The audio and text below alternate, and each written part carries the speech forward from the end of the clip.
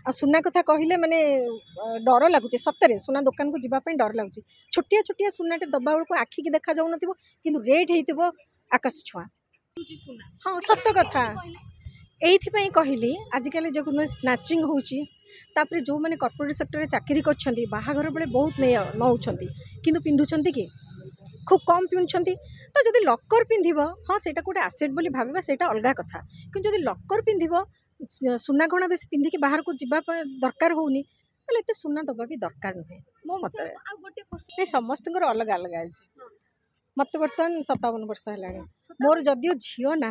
कि बहुटे को तो आजिकल झील भाई सुना दिया ना यहीटा साधारणतः मध्यमित परिवार और निम्न मध्यमित परिवार या बेसी प्रभाव पकाऊ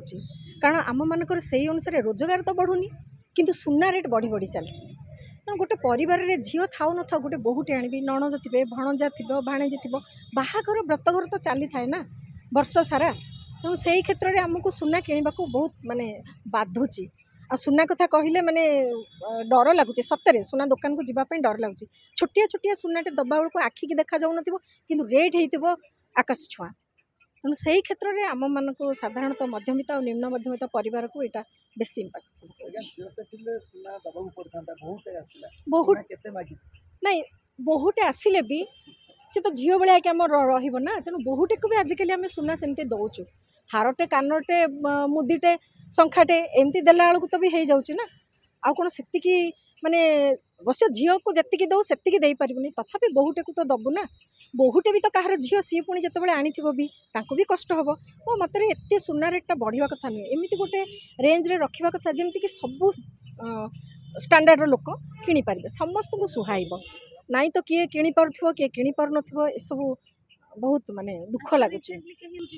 हाँ सत कथा